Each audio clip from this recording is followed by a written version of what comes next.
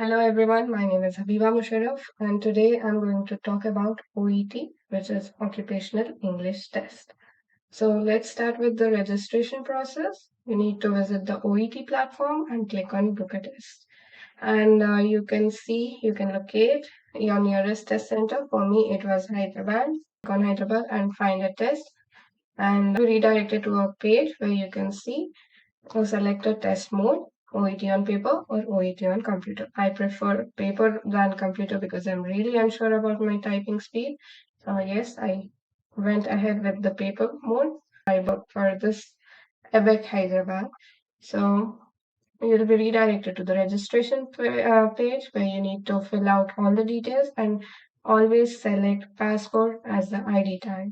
Always go ahead with the passport and OET test on paper dates and OET test on computer dates available when you try to book a test. For example, let's take 27th Jan. So I need to book between 25th August to 3rd January in advance to get a date for 27th January. And my results will be published on 13th February. So it's all about OET registration process and it will cost approximately 587 Australian dollars or 455 US dollars, which is approximately 33 to 34,000 Indian rupees.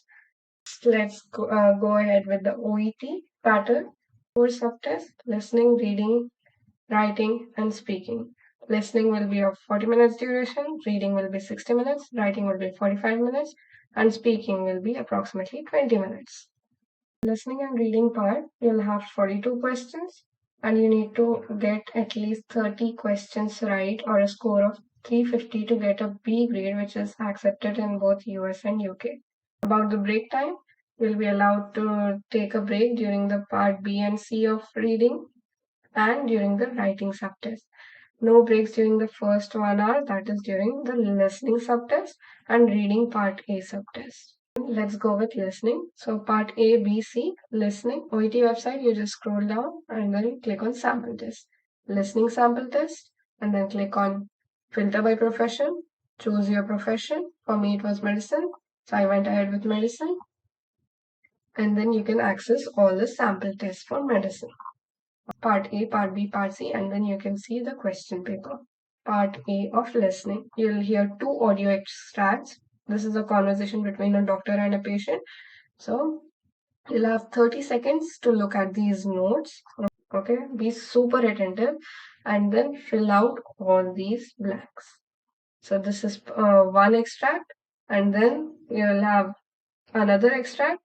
Part B, you'll hear 6 audio extracts. And based on those 6 audio extracts, you'll have 6 questions. So you'll have one audio extract and then a question will be asked and you need to answer it. Another audio extract, question will be asked. In this way, you'll have 6 audios and 6 questions.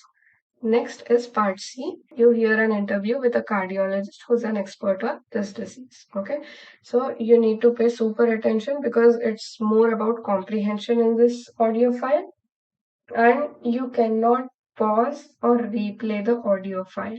Approximately 6 questions, 6 to 7 questions in this. You'll have 90 seconds to read the questions, and then the audio extract will be played. This is all about listening subtest. After the reading subtest, we have part ABC. In part A, you'll have 4 texts based on which you'll be asked to answer 20 to 22 questions. This is the part A. You'll have 4 texts: text A, text B, text C, and text D. So first is like the definition of fracture. B is the management and assessment of fracture. C is the drug therapy. And D is the technique for slab. You'll be asked to find in which text you can find the information. For example, the terms used to describe different types of fractures. So definition could be found in text A. Similarly, you need to answer the 7 questions. In which paragraph can you find the information regarding this? Okay, then 8 to 14 will be one word answers. Then you'll have short phrases. You'll have 15 minutes time to fill up all this and then your paper will be taken away. You'll have 45 minutes to complete all this You'll be given this 6 questions, 6 to 7 questions, and you'll have a text regarding the question. You need to read the text, answer. 6 questions in total for part B. We're moving on to part C. Two texts. Okay, the first text would be around 6 to 7 paragraphs, I think. So you need to read all these texts and then you need to answer them. They'll be asking about the writer's opinion and not your opinion, so be careful regarding that. You'll have approximately 7 to 8 questions regarding the text, and then you'll have text 2. Similarly, you'll have 7 to 8 questions. That's all about reading. So first, part A will have 4 texts, and you need to answer 20 to 22 questions. Part B will be having 6 texts, and you need to answer 6 questions. Part C, you have 2 texts, you need to answer 7 to 8 questions each text. Next, moving on to writing. So in writing, given 45 minutes. First 5 minutes, you need to just read the letter.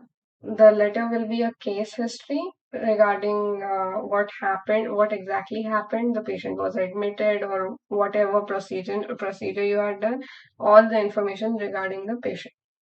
And you will be asked to write a referral, discharge, or transfer letter. They'll be assessing your letter based on these criteria: purpose, content, conciseness and clarity, genre and style, organization and layout. And then, last but not the least, the language, vocabulary, and grammar. Okay, so for the purpose, main purpose is what is the letter about. So you need to check for 4 things: what type of letter it is, what is the name of patient, what is the problem of the patient, and what you expect from the reader. All these 4 questions should be answered in your purpose. Then content. Content means all the relevant information is included or not. Conciseness and clarity, you need to include only relevant information and remove all the irrelevant information in the letter. Genre and style is basically the tone. You need to maintain a formal tone and you should not use any kind of slangs. Organization and layout is basically the letter layout where you need to place the date, where you need to write the address and all that. And then language is vocabulary and grammar.